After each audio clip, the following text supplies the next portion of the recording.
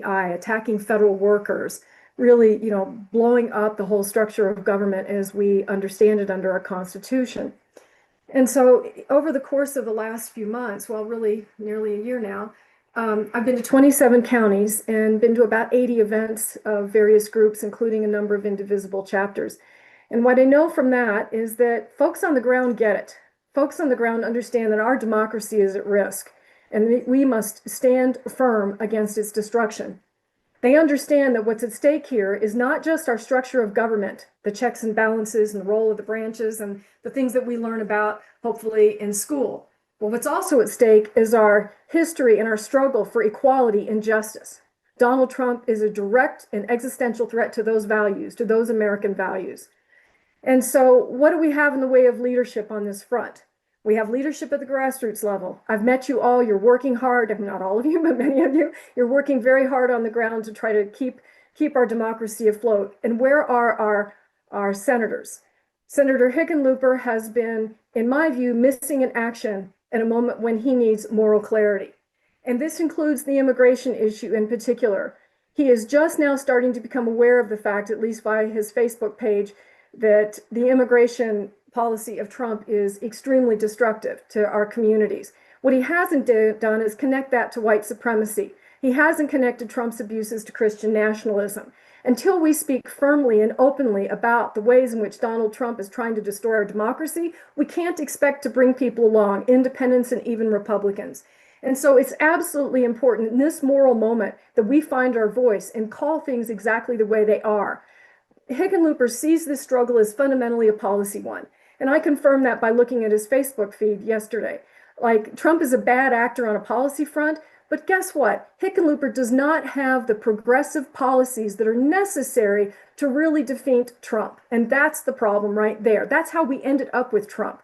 When a political system stops responding to the needs of the majority of Americans, then that political system becomes unstable and vulnerable to tyrants like Trump. So, just recently, Hickenlooper said he wouldn't support Medicare for all. It was too big of a leap. Well, you know what? For the people who are uninsured, for the people who can't afford health care, because even the insured people can't afford health care, is not too big of a leap. It's not too big of a leap for me. I will always use my voice in defense of the people, in defense of equality and justice. Thank you, Professor Breslin. Senator Gonzalez, go ahead. Thank you all so much for being here tonight. And thank you, Indivisible, for putting on this forum. Y'all, my name is Julie Gonzalez, and I am honored to represent Northwest and downtown Denver in the Colorado State Senate. And I'm running for the U.S. Senate because we know that Coloradans are sick and tired of go along to get along politics that just don't meet the moment that we're in. A little bit about myself. My family goes back generations down in Southern Colorado. We've been here since before Colorado was a state in Huerfano County, Pass Creek Road. And I grew up on ranches in Arizona and in Texas. I've organized teachers, tenants, immigrants, young people. These are the folks that are often taken for granted or not taken into account at all when policy decisions are being made. And look, I know that if you're not at the table when these policies are being crafted, it's because you're on the menu. And so in my time, both organizing out in community and also in the 8 years I've now been at the state legislature, I have done the work to center those voices of people directly impacted to actually deliver on reproductive freedom, expanding voting rights, standing up for renters, and taking on corporate abuse. But look, I'm proud of the work that we have done in Colorado, and yet I don't see that same level of energy and urgency coming from Senator Hickenlooper in this moment. And that's why I am running to be the first woman elected to the U.S. Senate in Colorado's history, because we are living in a moment that demands courage and action. So look, my agenda is simple. It is about affordability. And I know this because I live this. Housing that you can afford, Medicare for all, universal child and elder care. When it comes to reining in the corporate oligarchy that controls so many of the decisions that control our lives, Look, it's cracking down on corruption, price gouging, banning stock trading in Congress, and reining in and ensuring that the billionaires pay their fair share in taxes. And then the last part that I am running on is about ensuring that Coloradans have the freedom to thrive. And so that we can make our decisions about our own bodies, vote without fear, and organize into a union. And so, look, this race is fundamentally about control. Who controls our lives? Is it the billionaires and the oligarchs, or is it we, the people? I look forward to the conversation we're going to have and want to get into the questions. Thank y'all so much. Thank you, Senator Gonzalez. And Robin, I'm going to cue you up. We've also, Senator Hickenlooper has shared a statement as well. So Robin will read on his behalf, and we'll also be timing that as well for to move forward. So go ahead, Robin. Okay, this is from Senator Hickenlooper. Hello, Colorado Indivisible. Thank you for your invitation to participate in this discussion. I've enjoyed speaking with many of you at town halls, meetings at our offices, and demonstrating together at No Kings rallies over the past year, and I am sorry to not be there in person tonight because of the urgent and ongoing budget negotiations in the Senate. As you may have seen, I voted no on the Republican bill to fund DHS and ICE earlier today. ICE's actions have been cruel for cruelty's sake. Federal officers are terrorizing our cities, beating and killing Americans, arresting people, even children, without due process, and taking away our civil rights. Death cards, cards historically used by white supremacists to threaten people of color, left in the cars of Coloradans detained by ICE agents, are terrifying our communities. Their actions are unacceptable. We refuse to accept ICE's cruelty and lawlessness. We're demanding ICE to be overhauled and that they follow the basic tenets of our local law enforcement agencies. They need to take off their masks, identify themselves, and wear body cameras. They need to end the roving patrols, stop arresting children, and end family separation. They need to restore due process, defend civil rights, and stop ignoring the values that make us Americans. ICE needs to get the hell off America's streets now, and Secretary Kristi Noem should resign. But it's clear that a change in leadership isn't enough when President Trump pulls the strings of this corrupt administration. We need these urgent reforms, and we need to disrupt business as usual. That's why, in the past year, we fought back. We blocked Trump and MAGA Republicans' plan to sell off Colorado public lands to pay for tax cuts for the wealthiest Americans and largest corporations. We voted against their extreme budget proposal and made sure Americans knew what was at stake when Republicans decided to shut down the government instead of protecting health care for millions of Americans, and held up the Senate when Trump illegally stripped funding for NCAR in Boulder. But when the stakes are this high, there is always more work to do. We will never make peace with their cruelty and corruption. We will not ignore the values that make us Americans. We will campaign to keep Colorado blue, flip control of Congress, and work to undo the damage of the Trump administration. And together, we will fight for a country that believes in science, civil rights, and economic opportunity for everyone. I look forward to seeing you soon and standing together in this fight. Thank you, Robin, on behalf of Senator Hickenlooper. And thank you all so much. We've already seen many questions come into the Q&A. Please keep coming, putting your questions in, and we'll get to as many as we can in our time together. So my first question is to Senator Gonzalez, and then Professor Breslin will go to you second. The first question is, as Senator, how would you hold people accountable for the corruption and or violations of the Constitution and human rights violations that we've seen in this administration? Absolutely. I think first and foremost, it is about how you show up to this work and who you listen to and who you pay attention to. Look, I take zero corporate PAC dollars, and I also take zero trade association dollars, which makes up a surprising amount of money and support and donations to Senator Hickenlooper.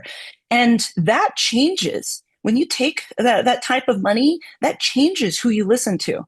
Look, all of the donations that I've received since I've filed for my candidacy come from people. And that is fundamentally important because it changes how you think about rooting out corruption. Look, I think that it is simple. We've got to end insider trading, and here details matter. There is a bill that Senator Hickenlooper is co-sponsoring that is in supportive of that would grandfather in the current levels of corruption that currently exist within congressional stock trading. Whereas there is other legislation that would force members of Congress to put their stocks into a blind trust. And look, this is not new to me. I've already done the work to hold both Democrats and Republicans to account. And I've chaired 3 different ethics committees in my time in the state legislature, and would absolutely stand up and root out the corruption, no matter whether it's coming from the Republicans or coming from members of my own party. The last piece I would say here is particularly when we are witnessing the extent to which Donald Trump and his MAGA extremist allies will go to distract away from his own cruelty, his own corruption, his own criminality. That to me, remembering that we cannot go on to get along. And John Hickenlooper has gone and voted for 10 different Trump nominees in this second Trump administration. Y'all, that ain't meeting the moment, and that is not going to make us safer or root out the corruption that exists within these MAGA extremists. Thanks for ending early, Senator Gonzalez. Professor Breslin, do you need me to restate the question? Sure. Okay. As senator, how would you hold people accountable for the corruption and or violations of the Constitution and human rights violations that we've seen in this administration? Well, there's quite a lot to say, and so I'm going to try to sort this out a little bit in my head as I go. Historically, we have relied upon a process whereby the Attorney General would appoint a special prosecutor, and there would be an investigation. And then the Senate could conduct an investigation as well. Obviously, none of that is going to work under this administration. There's at least one proposal to have something like an independent counsel that would not have to go through the Attorney General's office. And that proposal comes from Elizabeth Warren. I think there's some problems with it in terms of, I don't think it's protective enough because there's still a little bit of administrative control over it. But I believe that we need to enact legislation that would get the administrations out of the mix entirely. We need to make inspectors general independent of the executive branch entirely. You may remember that Trump fired a bunch of them early on, and that was the first, one of the main red flags out of the gate, that he intended to just kind of, have his way with the executive branch. So let's get those inspectors general out from under the executive branch and let them do the work that they are qualified to do. We could also put some jurisdiction with the the Government Accountability Office, and let them have a role in investigating these kinds of abuses. Because we can't get to a criminal process without some kind of a law enforcement mechanism that builds a case around the corruption and the abuses. Relative to human rights, the United States, I believe, is the first country to avoid its reporting requirements and its peer review process under the UN Human Rights Council. And so what a member of the Senate could do in concert with other members of the Senate, I believe, is to push the United States to participate in that process, because I think bringing some international attention to the things that have gone on here is super important. The same would be true under a device like the Convention to Eliminate All Forms of Racial Discrimination. the immigration policy is straight up race discrimination, straight up a violation of that convention. And racial discrimination is a norm in international law that a country cannot abdicate, cannot back away from, regardless of whether it formally wants to endorse that particular norm. So using these international mechanisms, which sound, perhaps more academic, but in reality, countries are deeply concerned about their status on the global stage. And even a country like the United States, with, frankly, a kind of recidivist in terms of violating human rights, we also hold firmly to the idea that human rights are important, and other countries look to us in that regard. So I believe that the combination of getting the Inspector General's independent, getting the independent counsel situation squared away, using the international mechanisms, are how we can hold this administration accountable for their abuses. Thank you, Professor Breslin. Our next question is going to come back to you first, Professor Breslin. So glad you got your water break. We've seen the Trump administration repeatedly go after vulnerable communities, people of color, immigrants, trans folks, lots of folks. What are the most effective things you can do as senator to protect these populations? And in light of recent events and the murder of Alex Preddy, can you speak to ICE specifically?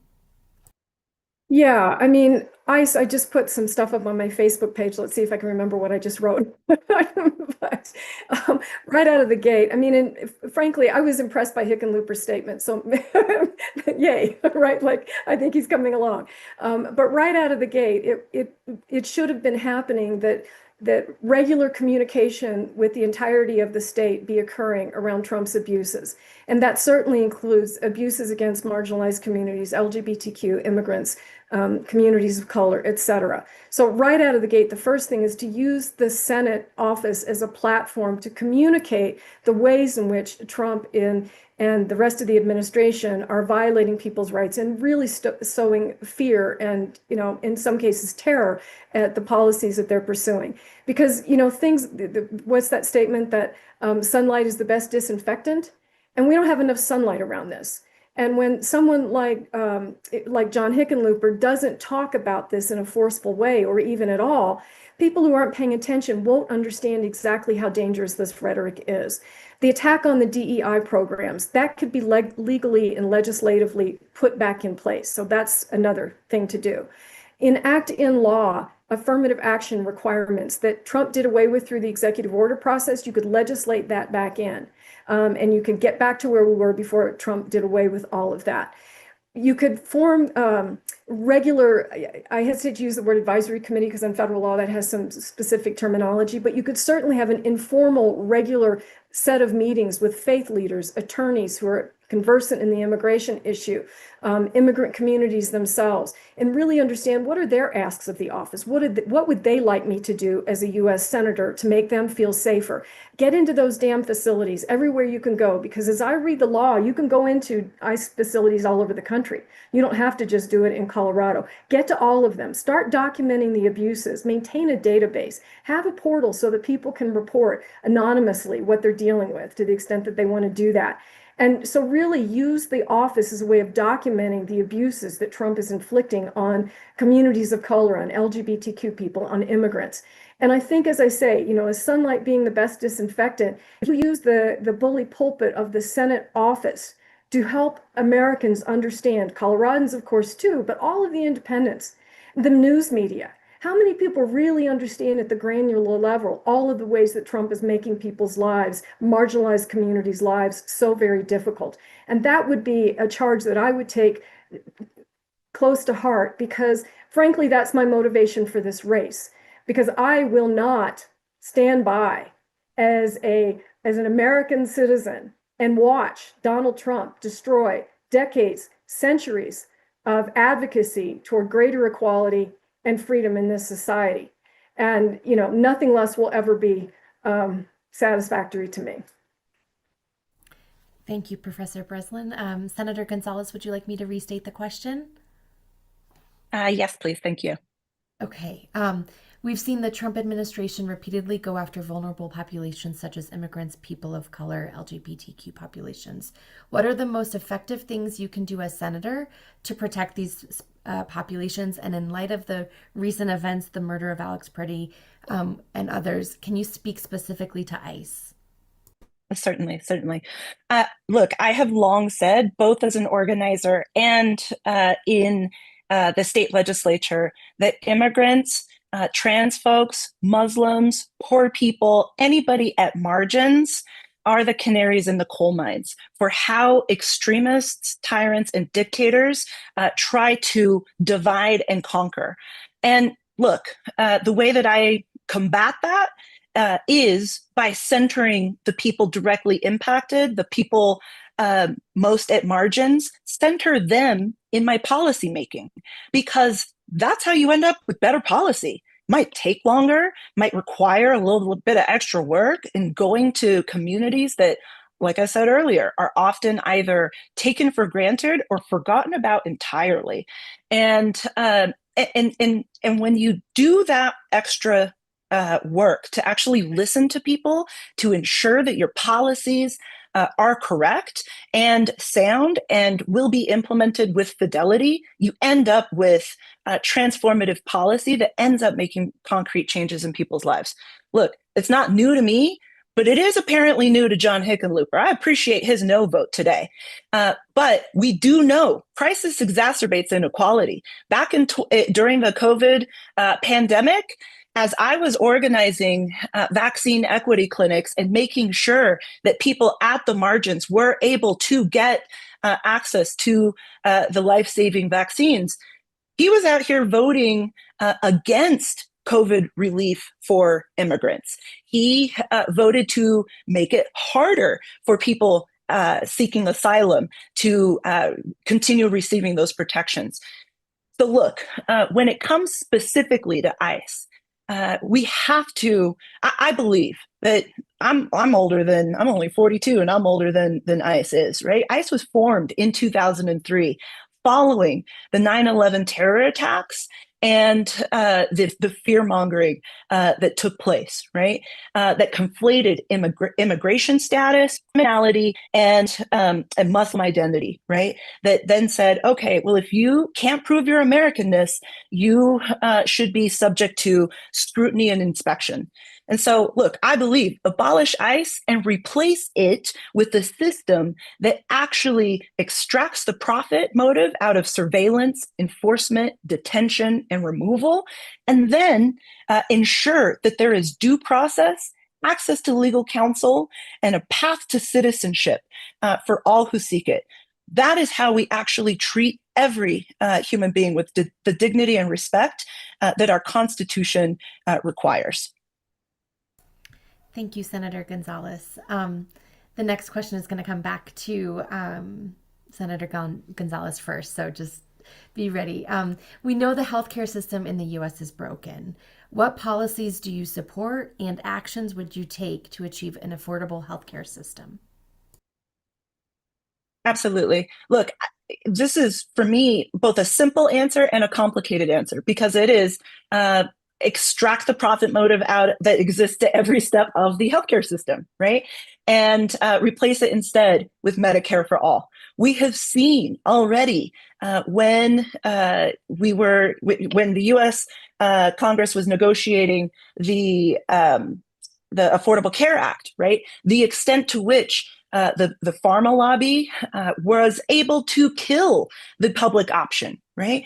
And that, to me, is a demonstration of just how insidious these corporations and their lobbyists tend to be in maintaining the status quo for themselves and slowing progress for everyone else. Look, I think that in the richest country in the history of the world, it should not be controversial to go and build Medicare for all. And yet, I have seen at the state legislature just how complicated and controversial that can be. I passed the first in the nation law to lower the cost of prescription drugs through the Prescription Drug Affordability Board that just earlier this year enacted the first upper payment limit on Enbrel, which is a medication that was costing Coloradans and their health plans $83 million a year. And so, look, it doesn't, for me, just stop at prescription drugs, though. To me, increasing hospital transparency, expanding consumer protections, ensuring reproductive freedom and gender affirming care, and expanding access to healthcare for all Coloradans, regardless of their immigration status, actually ensures that we are both healthier, safer, and that we have a cost-effective system that works for everybody. The last thing that I'll say, though, is that we cannot pretend that the Medicare system is perfect and not without fault, right? We have seen, even within Medicare, the growing influence of for-profit corporations. And so United Health Group is delaying and denying care to seniors, to elders, and to folks with disabilities. And that's where they make a lot of profit. And so we ought to look at every single opportunity to extract that profit motive and ensure that we are doing right by the people. Thank you so much. Thank you, Senator Gonzalez. Professor Breslin, would you like me to repeat the question? Sure. We know the healthcare system in the U.S. is broken. What policies do you support and actions would you take to achieve an affordable healthcare system? Well, this is an issue that illustrates as much as anything exactly how corrupted our political process is. When I was a reporter covering Congress, I saw how the special interests literally controlled what legislation was introduced, whether it passed, how it got amended, so on and so forth. And the healthcare issue is an example, maybe the most glaring example of that influence depriving ordinary Americans of the kind of care and the kind of support that they need for their health. And let me just share a couple of statistics here. So our life expectancy was 78.4 years in 2023 compared to 82.5 years with comparable countries, a gap of 4 years. The United States spent 17.2% of GDP on healthcare as compared to the next highest, which was Germany, 12.3%. 14,000 and almost 15,000 per person compared to Switzerland at almost 10,000 and 7,300 for other wealthy comparable economies such as our own. So on top of that, now that would be great if they were spending all that money and we were getting lots of good things from it. We die younger, we die of preventable diseases. Healthcare costs are the leading cause of bankruptcy in the United States. It is a failed policy any way you look at it. And yet, here we are, still struggling to get healthcare becoming an actual right for all. Hickenlooper, that's one thing Hickenlooper does put on his Facebook page a lot. Healthcare is a right. Right? It is not a right until everyone has access to it. And if you can give me a minute here, I'll give you a few more statistics. Prior to the Affordable Care Act, there were 44 to 48 million Americans uninsured. During the period with no enhanced subsidies, that was 27 to 29. So the Affordable Care Act brought down the number of uninsured people. With the subsidies, we brought it down some more. If the ACA expires, 32 million people without insurance, 10% of the population. So the idea that Hickenlooper has that, well, let's just tweak and fiddle with, the ACA and we'll make it all work out. No. To the people who are struggling on a day in, day out basis, burdened with medical debt, trying to figure out how they're going to get care, it's ridiculous that the Democrats don't put a stake in the ground on this issue and run on this issue. How do you overcome special interest influence? You take the fight to the people. And this is my complaint with this party pretty consistently at the national level for literal decades. The Republicans won't like it, the special interest groups won't like it, so we can't do it. Nonsense. Try a little bit of leadership. Try a little bit of public persuasion. Because this is a policy that enjoys something like 67% approval from the American people. We could get that to even higher if there was some, coordinated action around that topic. Thanks. Thank you, Professor Breslin. The next question will come back to you first, Professor Breslin. Costs for the average American for college, childcare, homeowners insurance, homeownership, rent, elderly care, etc., continue to increase. How would you, as senator, address the huge issue of affordability? What are the things you would focus on and how? Well, the federal government has kind of two tools. And one is to send money to the states and have the states help. The other is to use tax policy to encourage certain types of behavior. So relative to childcare, I believe in universal childcare. I believe in it all the way to the, kindergarten, pre-K stage. That's super important. We are unique among countries of our sort in not providing substantial childcare. What's the word I'm looking for? Opportunities. We'll go with opportunities for the majority of Americans. So everyone should have access to childcare, and children should have opportunity to be in care. That should just be a universal program. It's not. Okay, what can we do in the meantime? Increase the tax deductibility, expand the child care tax credit. That would be a good step in the right direction. We could also expand the grant money that comes to the states to help support the child care costs of lower income people. We have some of the highest child care costs in the country. And I think the number is, I don't know, something like $19,000 a year or something outrageous like that. It's really pretty shocking.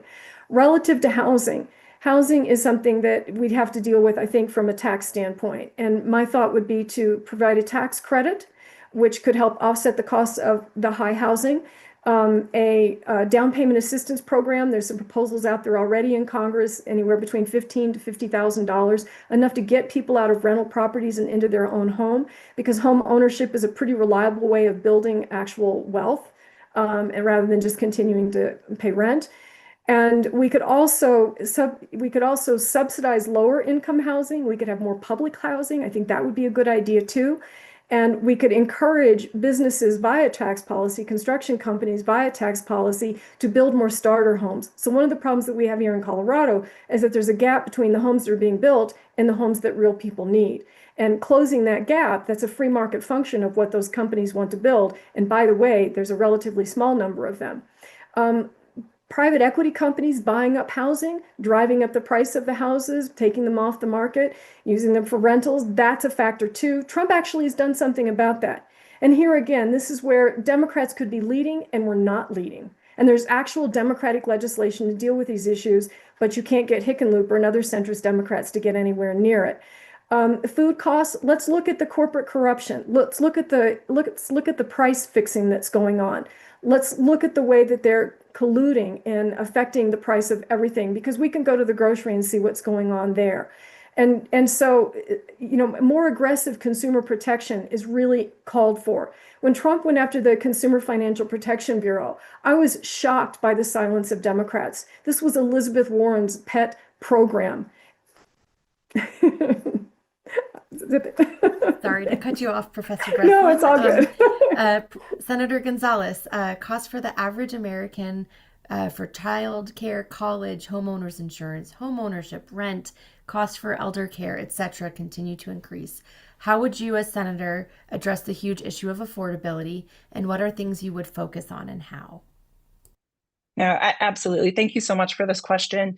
I live this firsthand. I live in an affordable housing unit, and access to stable and secure affordable housing changed my life. I wouldn't be here before you today as a candidate and as a sitting state senator had someone not fought for affordable housing for me. And so I know how transformative that can be. And I'm the only candidate in this race who knows how to translate that lived experience into concrete policy. I have done that, and I have secured hundreds of millions of dollars to invest in affordable housing. I've worked on policies to ensure that we can build greater density without also causing displacement. And look, this comes down again to this idea of co-governance, of working inside and outside the halls of power in order to get policy done. So let me tell you a story. In the midst of the pandemic, we were working at first to try and push an eviction moratorium. And as we saw COVID relief dollars for eviction mitigation and rental assistance start to dry up, what we started to witness and we started to hear from eviction defense attorneys that patterns of people who had paid their rents timely for years suddenly falling behind and landing themselves into eviction courts. We were like, okay, what's going on? Turns out their landlords had begun to sign agreements with parking management companies who were then also vertically integrated and investing in the towing companies, who were also integrated and also investing in car auction companies. So they were making profit at every single step of the way. First, by getting these sweetheart deals to manage parking for the landlords, then towing for sometimes innocuous mistakes, sometimes just actually towing residents who live there. And then if you didn't get your car out of hock in time, they were then selling your vehicle. To me, listening to people and going to the root of the problem, that's how you actually make concrete change. And look, we can also have nice things when we ensure that the billionaires and the wealthiest in this country pay their fair share in taxes. When we have a tax code that works for us and not just for Donald Trump and Elon Musk and Zuckerberg and Bezos, then we will be getting somewhere, y'all. And that's going to be what it takes. Thank you, Senator Gonzalez. So this next question is going to come back to you first, Senator Gonzalez. What are your thoughts on Supreme Court reform and broader judicial reform? Mm-hmm. I really appreciate this question because a few years ago, when the Colorado Supreme Court and the judicial branch underwent a scandal, I actually served on the committee. It took 2 years for us to ultimately come up with a package of policy reforms that made statutory changes and also constitutional changes to ensure a couple of different values that I want to highlight for y'all. First and foremost, that judicial discipline and ethics codes ought to extend to everyone, including in this case, it was the Colorado Supreme Court justices. And that took a constitutional amendment to achieve.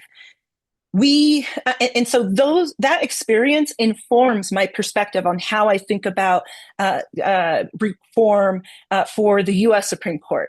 Is first and foremost ensure that the ethics rules actually apply to the Supreme Court justices, and don't just say, "Hey, don't forget to disclose your conflicts," but actually have accountability and enforcement first and foremost.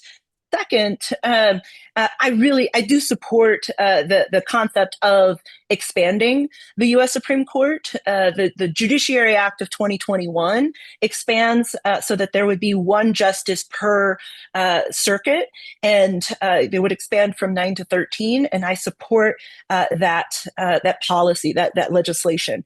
And the third piece that I would really support is exploring this idea of term limits. I love this conversation that is taking place right now around, look, should we be having lifetime appointments or we figure out what is the right number for a term limit for the U.S. Supreme Court? I'd love that conversation. I'd love to hear y'all's thoughts about what that right number is, but I do think that it's an important conversation for us to have. And here is the reason why at the end of the day, because at a time when trust is waning in democracy itself and certainly within our institutions, if you do not have a judiciary and a U.S. Supreme Court that can hold up and act with integrity in the public interest, it undermines all of the other work to ensure and uphold the rule of law. And so I believe that this is fundamentally important as we move forward, and it's a piece that I would champion in the U.S. Senate. Thank you, Senator Gonzalez. Professor Breslin, what are your thoughts on Supreme Court reform and broader judicial reform?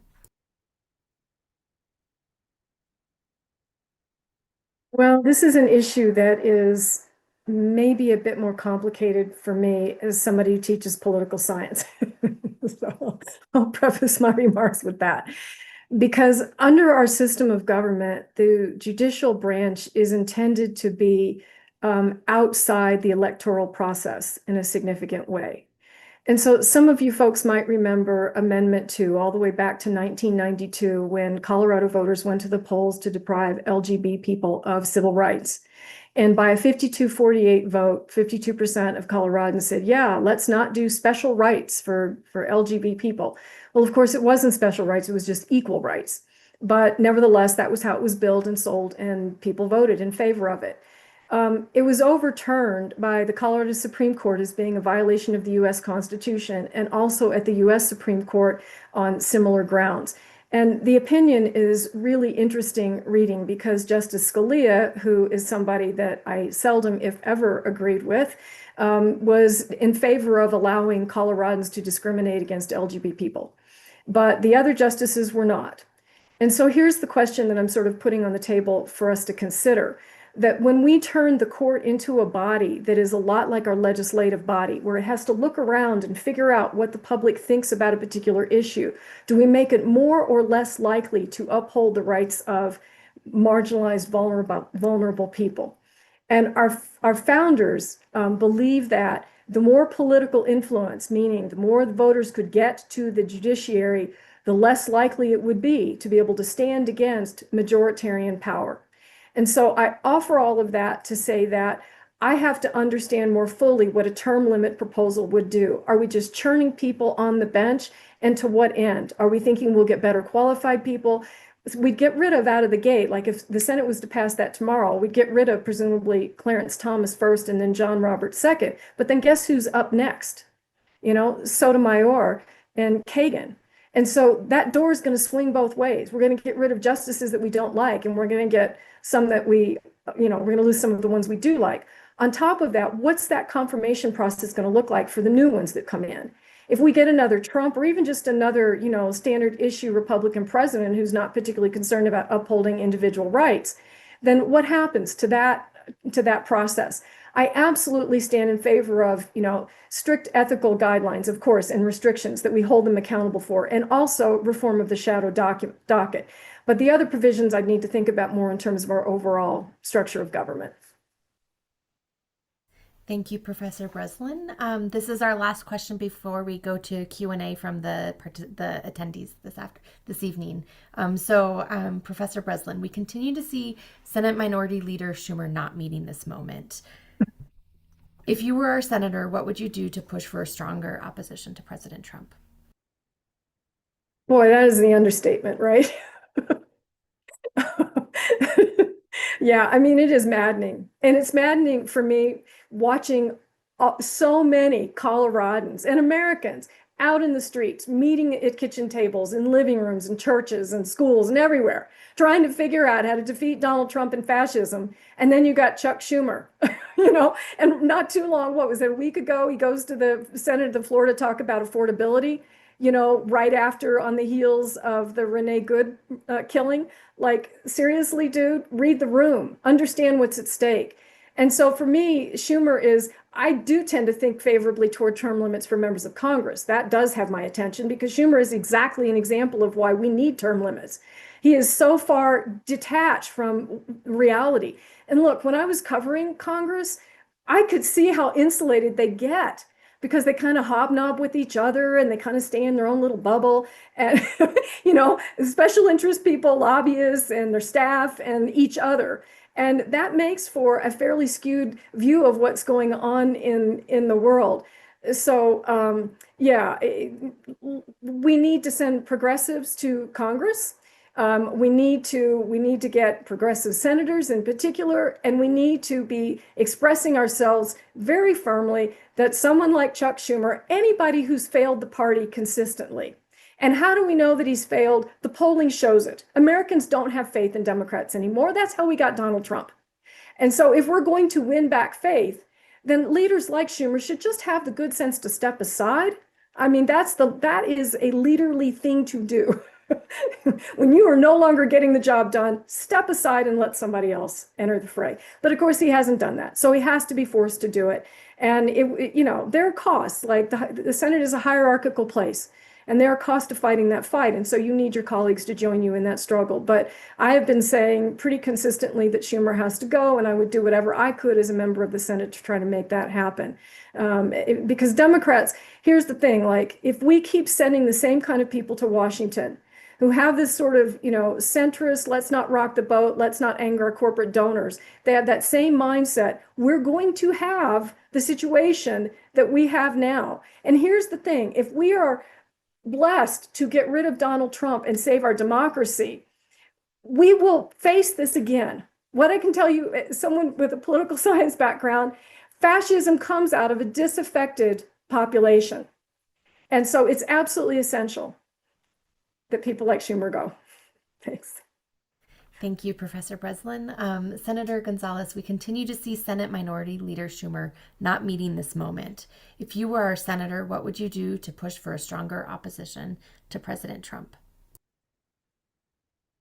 Well, first and foremost, I believe that Leader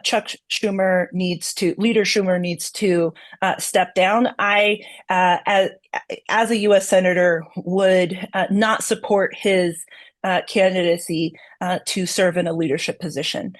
But I also do think that his failure to lead and meet this moment is having reverberations through the rest of his leadership team and has created a vacuum, right? So you look at Senator Durbin, who announced his retirement. You look at Senator Klobuchar, who just today announced that she will be running to serve as running for governor in Minnesota. That creates a vacuum and that creates new opportunity, y'all. And so, look, Senator Hickenlooper didn't want this job in the first place, but was handpicked back in 2020 by Chuck Schumer to run for this race. Just earlier, a couple of weeks ago, Senator Hickenlooper was out in Aspen at a public forum saying that being in the U.S. Senate sucks. And here's what I would say to that, that legislating and campaigning in the midst of fascism is a joy and an honor, because I don't want to hear how you're going to lead when things are easy. Tell me about what you're going to do when things are hard and they deeply matter. That's what I have been built for. And I think that the way that you demand better leadership is you organize your colleagues, you organize and find commonalities and shared experiences. We don't have to agree 100% of the time, but we do have to agree on our values, and you have to be able to stare at each other. And the way that I talk about it is stab me in the front and we are good, but stab me in the back and we've got problems. So you got to look at me and tell me where we agree and where we disagree by looking me in the eyes. And if you tell me one thing and then do another, that's on you. And that tells me about whether or not I can trust you at your word. When we organize, y'all, when we come together across race, class, geography, language, where we were born, how much money we got in our bank account, that is how we can achieve concrete victories. And that is true both in community and also in the halls of power. That is the work that I bring. That is the experience that I bring to this role. And bottom line, Chuck Schumer needs to go. Thank you, Senator Gonzalez. So we've received many questions in the chat, and we will try to get through as many as we can in the time together the rest of this evening. So we'll start with Senator Gonzalez. We'll go back and forth. Okay, so the first question, would you support funding, arming, and providing cover for genocide in Palestine? No. I take zero corporate PAC dollars, and I will take $0 from AIPAC. That to me is a demonstration of how I will show up to this work. I would support an arms embargo to ensure that our tax dollars are not going to bombing schools in funding genocide. I come to this work, and I'm going to be a bit vulnerable here and say that In my public school education down in Deep South Texas, I learned that World War II happened, and the Holocaust was bad, but I did not experience and learn deeply about the enormity and the gravity of the Holocaust until I was a freshman in college. And I sat and I learned, I heard, I read experiences, and yet to see that in this moment that international scholars across the globe have affirmed that there are acts of genocide taking place in Israel at this moment causes grave concern. And so the way forward is by ensuring self-determination for the Palestinian people and ensuring that everyone can be treated with dignity and respect. Thank you, Senator Gonzalez. Professor Breslin, would you support funding, arming, and providing cover for genocide in Palestine? Absolutely not. So I have track AIPAC's endorsement because of my stance on this issue. I have been talking about the genocide in Gaza since I got into this campaign and before, and it is one of the most monumental human rights travesties in modern memory. And it has happened on our watch and with our money. $21 billion is what the United States has spent toward helping Israel destroy Gaza. And so it is important. Gaza, unfortunately, is not the only example of where the United States uses power, sometimes directly and sometimes through surrogates, to do a lot of damage, to destroy human rights, to impact people's ability to support their communities and themselves. And so it's essential, in my view, that the US Senate be a place where human rights are respected and upheld. And this is one of the complaints that I have with John Hickenlooper. Oh, I forgot 90 seconds. Check his Facebook feed.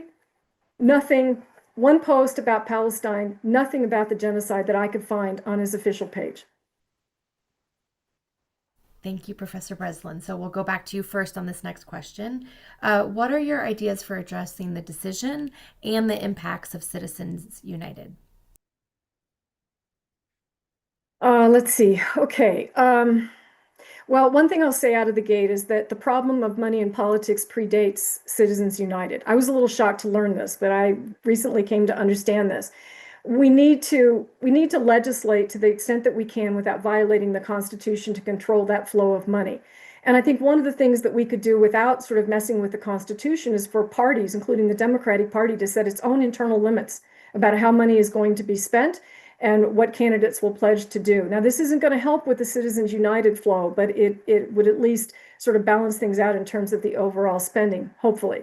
It's a Supreme Court decision that a private corporation, nonprofit or otherwise, can spend as much money as it wants. And until there's an overturning of that or a constitutional amendment, both of which I would support, we're stuck with that decision. I'm aware of the ideas that have been floated around in Montana and places like that to deal with the corporate chartering as a way of dealing with that issue. I'm not sure that's going to be constitutional, but I would certainly support it if it was. And so what we really need to do, I think, is bear in mind that the problem is bigger than Citizens United, but it's certainly a key part of it. And let's do what we can to fight it in spite of the Supreme Court precedent that we're stuck with. Thank you. Senator Gonzalez, what are your ideas for addressing the decision and the impacts of Citizens United? I so deeply appreciate the question because I have grappled with this as I have, over the time that I have been in the state legislature, I've witnessed firsthand the corrosive and insidious influence of money in our politics. I have seen, even here in Colorado, the influence of One Main Street and the Opportunity Caucus, and how that, just because we have a Democratic trifecta here in the state of Colorado doesn't mean that we all share, that we're all on the same page. And So, where do we go from here? I love how Denver and other jurisdictions across the country are testing out, right, public financing of elections. I also love and really respect this idea of people who are demanding better from their government. But look, I'm just going to be really honest and say that right now, the way that so many of the establishment political chattering class, I guess I would say, in this country, talk about fundraising as being the threshold of viability, as opposed to demonstrating how you've shown up for a community. That to me is as corrosive as Citizens United itself. Thank you, Professor Gonzalez. We're going to come back to you first and then go to Professor Breslin. How would you stop Trump's efforts to annex Canada, Greenland, Cuba? The list could go on. That is true. Yeah, you know what? First and foremost, we don't want Greenland. We don't want Cuba. We want healthcare. We want an economy that works for everyday people. I've talked to people across this state who are working harder than ever to make ends meet and who are making impossible decisions between rent and healthcare. Between their prescription medications or childcare, right? And that to me demonstrates that why are we going, that to me demonstrates, right, that our economy and our system as it stands right now is deeply broken.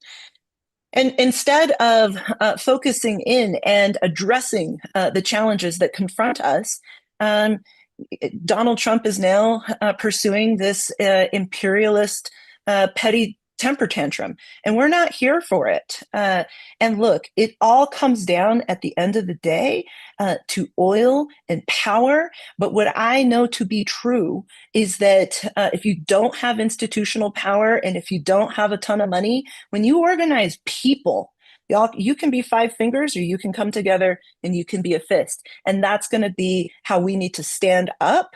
And as a US Senator, I would force those votes to take place prior to authorizing, in order to not authorize military expansion. Thank you, Senator Gonzalez. Professor Breslin, how would you stop Trump's efforts to annex Canada, Greenland, Cuba, etc., etc.? All of those actions would be illegal under international law. And the United States, the US Senate has the responsibility for ratifying treaties. So it's incumbent upon the US Senate to draw attention to and express opposition to actions of that sort. Realistically speaking, that's going to take appropriations. So the mechanism of, using your voice as a senator to oppose any money to be expended in those sorts of ways, standing against any kind of declarations of war, which presumably would need to precede something like that, any actions that are taken without a declaration of war should be the subject of resolutions and other kinds of activities to express the opposition of the Senate. But here's the thing. As long as Trump has a majority, as long as the Republicans are in charge, that fight has to be taken outside of the Capitol. There has to be public awareness, public communication about the illegality of those actions, because this is straight up imperialism. And this is another attack on democratic values. Post-World War II, there's a coming together of the nations to prevent additional wars. And one of the key precepts of that World War II era is that countries will respect each other's borders. Well, Trump right out of the gate has said, to hell with that, we can do whatever we want. No, you can't do whatever you want. Gaza is another example of that. The failure to stop the genocide in Gaza is part of that pattern of the United States thumbing its nose at international law. And here's why that matters in a grand scheme of things. We have no control then over something like nuclear disarmament. I'm sorry to cut you off. No, it's all good. Professor Breslin. It's all good. How would you protect elections and voting in light of what happened in Fulton County today? First, Professor Breslin, and then we'll go to Senator Gonzalez. Well, since I don't know what happened in Fulton County today, can anybody clue me in? I'm sorry, I've been Robin, in can you classes. jump in? I think it was, didn't the um, Attorney General's office Yeah, the go FBI down? just went and seized all the voter rolls in Fulton County, along with the DNI. Tulsi Gabbard was there for no reason. Well, here again, I mean, as a U.S. senator, you have a tremendous platform. And this is the time to use that platform because it's yet another assault on our democratic system of government. If Trump can destroy our democratic processes, the right to vote, the integrity of our elections, then we can kiss our democracy goodbye. And in the interim, until there's some kind of official action that's available on the Senate floor, he ought to be screaming from the rooftops about it. And using his voice to call attention to the ways this business with he was wanting the voter rolls from Minnesota. On what grounds? On what basis? And so when Democrats look the other way, and I know there's a lot to keep up with, right? I mean, we're all exhausted in trying to keep up with all of the ways that Trump is destroying our democracy. But we have to, right? And we've got so many people on the ground tracking all of these things. Let's make sure that the American people understand. We all should go to our Republican colleagues and say, do you support this? Do you support the state of Minnesota being forced to turn over voting rolls? Because let's take this fight to the Republican representatives.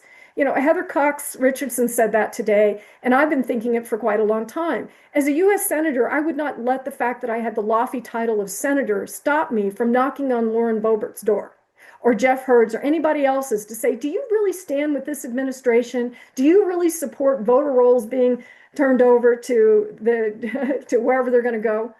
And let's force. I know. I'm sorry to I'll be just so get 90 cutthroat, seconds. Professor Breslin and Senator Gonzalez. How would you protect elections and voting rights in light of what happened in Fulton County today? This again is part and pattern and fits in with Donald Trump's longstanding big lie that sought to discredit trust in our institutions, trust in democracy itself. And, seeing both the letter that was sent to Minnesota elections officials, along with the news today in Fulton County, Georgia, that said that where they're actually going and seizing the voting rolls themselves. In Minnesota, sorry, I didn't finish my train of thought there. In Minnesota, the letter from the administration said that, hey, we'll pull back and scale back our ICE enforcement if you turn over your voting rolls. In Colorado, what we're seeing is the same level of threat, right? Hey, pardon Tina Peters, and then we will give you clean drinking water in southeastern Colorado. Y'all, you cannot appease a tyrant. What I've done in the state legislature is pass the Voting Rights Act and expanded access to multilingual ballots, ensured that people, and when they're in county jails, if they're on misdemeanor charges or if they are innocent and awaiting trial, that they have access to vote. I've done that work. In the U.S. Senate, I would build on that legacy and pass the John Lewis Voting Rights Act in order to ensure that everyone can cast a ballot free from fear and intimidation. Thanks, Senator Gonzalez. How, and I'm going to come to you first, how would you fight to protect the VA against the administration's anti-women's vet policies? And how would you protect healthcare for women vets? Absolutely. Healthcare is healthcare is healthcare. And in my mind, that also includes gender affirming care, that also includes reproductive healthcare, and including abortion care, because abortion care is healthcare. And so to me, the ways in which we have seen so many rollbacks of progress that we have made both in our armed forces and in so many various institutions of government. Really, it rings true that that my mom had more rights and protections than my nieces and nephews do currently, right? And that is deeply concerning. And so, what do we do? One, you legislate and you investigate and use the bully pulpit to hold those institutions to account. What I know is that there are millions of both active duty and veterans, active duty service members and veterans who are out in the streets alongside all of us standing up for democracy. And it's going to take all of us to come together and force change. And that is my commitment in the U.S. Senate. Thank you, Senator Gonzalez. Professor Breslin, how would you fight to protect the VA against the administration's anti-women vet policies, and how would you protect healthcare for women vets? Well, I think it's an issue that I'd like to understand better. And so right out of the gate, whomever asked me this question, I'd love to hear more about the specifics. I have a sense of what the issues might be, but I'm operating on that basis rather than a lot of specific information. But right out of the gate, I would want to find out what the Congressional Research Service has done in terms of investigating conditions there. And if there has been no investigation, let's get it done and get something updated. The same would be true relative to the budget side and the Government Accountability Office. Let's see what the funding situation is. Is it an issue of funding? Is it an issue of mismanagement? Is it an issue of a hostile environment? Is it all of that? And, Hegseth has been really open in his hostility toward women. I mean, he was tweeting things about, women shouldn't get the right to vote and platforming these ridiculous pastors who think that women are, literally servants of their husbands and should stay quiet and never say a word. So Hegseth needs to go just on that grounds alone, because how can any member of the service, any female member of the service, really be embraced by a Secretary of Defense, or whatever they're calling themselves now, Secretary of War, who's a literal misogynist? And so let's have a field hearing about something like that. Let's do some investigations. Let's use the power of the office to fully investigate whether Hegseth's actual views on these topics are affecting what it's like to be a soldier in the service. So that's where my thought would go on that. Let's find out more. Thanks so much, Professor Breslin. I know that we've talked about affordability previously, but I wanted to dig in a little bit more specifically about elder care. So how would you, Professor Breslin, make elder care more affordable? Well, we don't, as far as I know, we don't have any tax credits that could support that. So that's something that needs to happen. We could make it easier for people to access it by providing block grants. To my knowledge, if there are such block grants, it probably comes through Medicaid. And so let's get more money flowing in that direction. And then let's think about what are the stresses that are associated with elder care. Is it that people have to take time off from work? Is it, dividing yourself between your care duties and your work? Is it a functional issue? You don't have the right facilities to have a family member in your home. Do you need to place the family member elsewhere? Let's have an understanding of the scope of the elder care problem, because here again, I will say that it's an issue that I don't know very much about. As somebody who's done a bit of elder care, I know what the issues look like in the short term. What's it look like over the long term? And, Medicare and Medicaid have some complexities to that, where you can have a relative that you have to provide significant care to, and you don't really get the kind of support that you need from the healthcare sector to, assist you in that regard, and you may end up without sufficient facilities. So it's an issue that I would like to understand more about.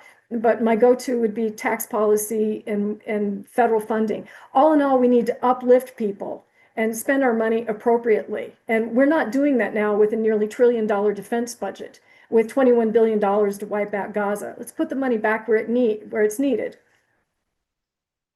Thank you, Professor Breslin. And Senator Gonzalez, how would you make elder care more affordable?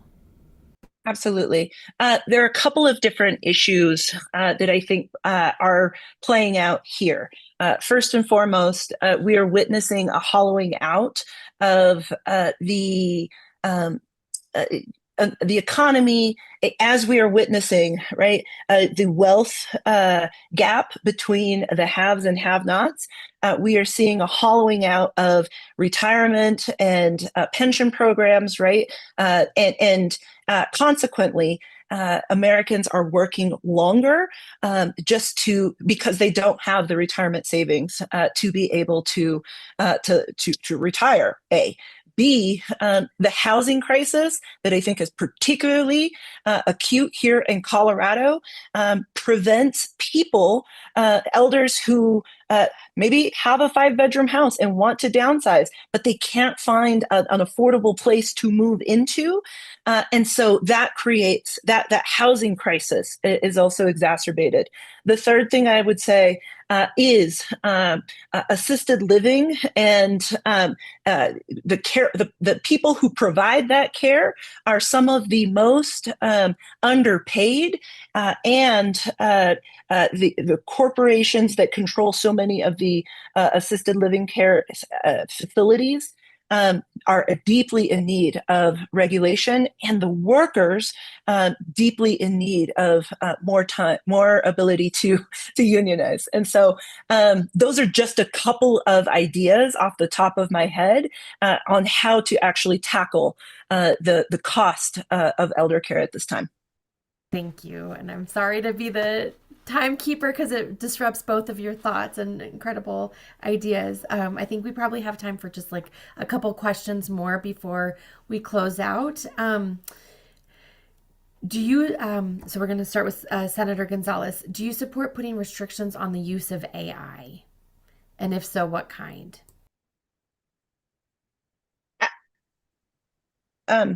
Absolutely. And sorry, I just got a strange message. You all can hear me okay? Okay, cool. I think my computer. Yes, I believe that AI absolutely needs to be regulated, and have seen the strength of the lobby come out against any type of regulations, and yet Colorado has championed groundbreaking regulations of this industry. You can see even in social media feeds, because algorithms now control so many aspects of our lives, that, for instance, the response over the weekend to the murder of Alex Preddy, algorithms control so many of the feeds that you see on your social media, that people were saying, no, he was a domestic terrorist, or how could you say that? And so absolutely, we need to have leaders who will stand up and fight against the corporate tech bro oligarchs that seek to stand against any type of regulation of this incredibly pernicious industry. And we also have to talk about data centers and the ways in which they are seeking entry here into Colorado as well. Thanks for flagging that, Senator Gonzalez. And I'm sorry to cut you off. Professor Breslin, do you support putting restrictions on the use of AI? And if so, what kind of restrictions? I think that there needs to be a comprehensive regulatory structure, something along the lines of the NRC combined with the Environmental Protection Agency, combined with the Consumer Safety Bureau, Product Safety Commission. It is an incredibly dangerous technology. Amadei, can't remember his first name, and Anthropic, I believe, is his company, just penned an editorial somewhere in the New York Times, whatever. All of the major figures in this industry acknowledge the risk of the threat of existential, what's the word I'm looking for? Sorry, it's getting tiring. We're at risk of going extinct. I'll say it simple. Because this technology is so deeply misunderstood. They don't actually understand what they're building. Let that sink in. We are facing a technology that they don't even understand. They don't know what it's doing. They don't know why it does the things that it does. It has the potential to wipe out millions of jobs, probably will wipe out those jobs. We need full employment. We need to regulate this technology. We need to ensure that it does not destroy everyone's lives and the planet. And absolutely, John Hickenlooper, he wants to impose voluntary standards. Not good enough for a technology that is even more dangerous, possibly, than nuclear technology. So imagine that. So yes, absolutely. I know a thing or two about the regulatory process, top to bottom, and it needs to be something like the Manhattan Project level of control. Okay, sorry to cut you both off. I feel very badly for that, but I want to get as many questions in as possible. So, Professor Breslin, we're coming right back to you. One of the things that has not been discussed in recent campaign conversations is the loss of women's reproductive rights. What have you done in this space, and how, as U.S. Senator, would you work to restore our rights? Well, it's not an issue that I personally have worked on. Not that I don't think it's important. It's just not an issue that I've worked on as a lawyer. I worked for the National Park Service for 25 years, so that didn't come up too much in my line of work. But certainly as a lawyer, I absolutely insist upon the protection of the right to privacy, and that certainly incorporates reproductive rights. I believe that every measure necessary to secure those rights is something that needs to be pursued by every Democrat.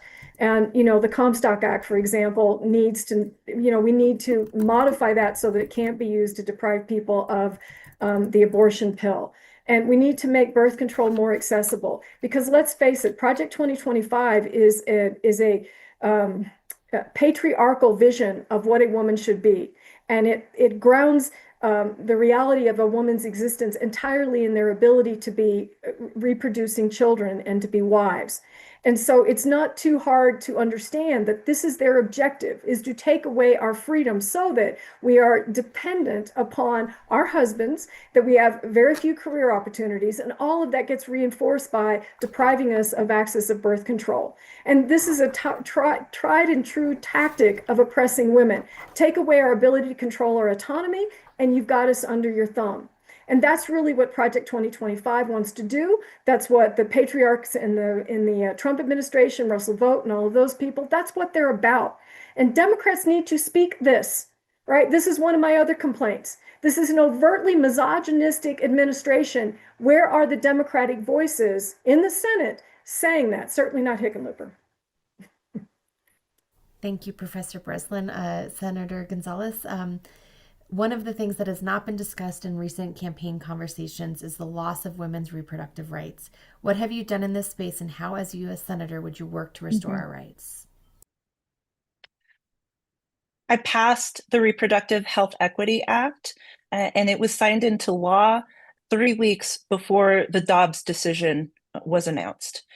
Look, there were dudes in my caucus, dudes in the legislature who said, when the Dobbs case was up for oral arguments, there were some dudes who said, why not wait until and see what the decision is, and then if there's a negative decision, we can come back and tackle it in the following legislative session. And we said, no, thank you. We are going and not going to wait for the other shoe to drop. And so now we passed that law in 2022, and then just weeks later, I found myself in Mexico City talking to abortion providers in Mexico City, in Monterrey, and in Guadalajara. And when I was talking to Mexican elected officials, they were looking to us as being a beacon. And we said, oh, no, don't do that, because we are about to roll back reproductive freedom. Y'all, when our lives and our bodies and our abilities to make fundamental decisions about when and whether to start a family or when or how to treat ourselves are under attack, we have to give voice and ensure that our rights are respected across the board. I have done that work. Thank you, both of you. So we have final remarks. So Senator Gonzalez, we'll start with you, and it's going to be 1 minute, just so you both can remember that. Excellent. Well, I just want to thank everyone here with Indivisible for this opportunity to speak directly with y'all tonight. I believe that you should judge us by candidates as how we've shown up before we've decided to run for office. For me, that looked like doing the work in the state legislature, and it looked like organizing out in community and centering the lived experiences of people closest to the pain in order to advance transformative solutions.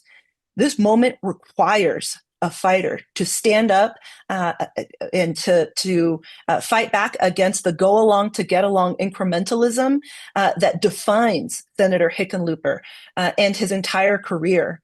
He has always been either a business leader or an executive.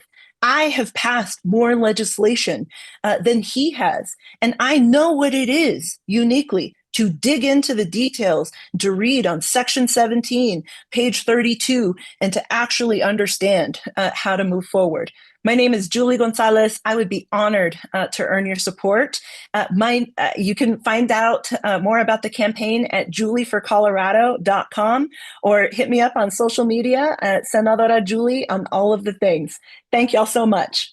Sorry, Senator Gonzalez, I realized I didn't give you the 30-second warning. So to ensure equity, I will not give Karen, Professor Breslin, the 30-second warning as well. So over to you, Professor Breslin. Yeah, thank you so much for the opportunity to be here tonight. What was I doing before I became a candidate? Teaching young people how to get on with their lives, value democracy, value justice, etc.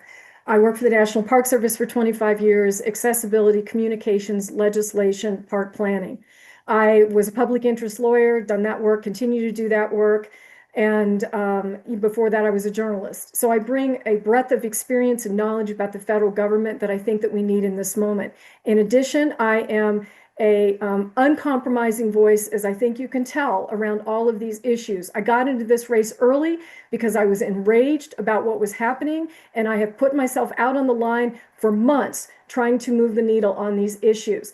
I have been able to confront John Hickenlooper, through social media, et cetera, around the various things that he has done, policy-wise, AI being one of them.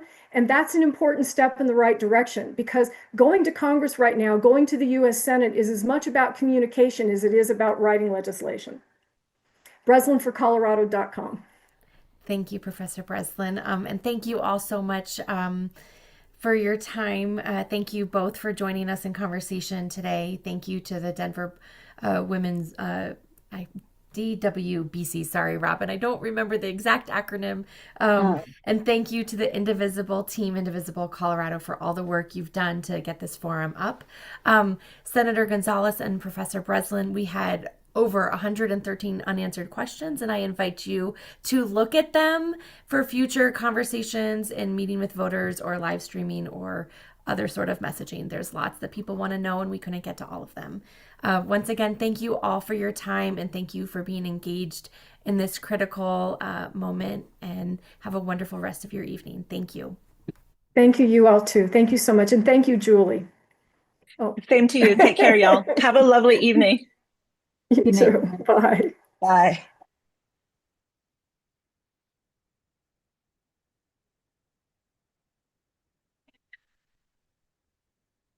I just want to thank you again. Am I on mute? I see this little weird person here.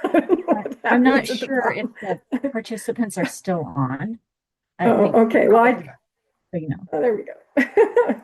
I just wanted to thank you all again, because I know this is a tremendous amount of work, and thank you, Julie, for showing up. And and I'm exhausted. I don't know about Caitlin and Julie, how you feel, but I feel like I was run over by a truck. I think you both just crushed it tonight. Thank you so much. Oh, that's so kind. Thank y'all so much. Yeah. Yeah. All right, everybody. Take good care, and we will be in touch soon.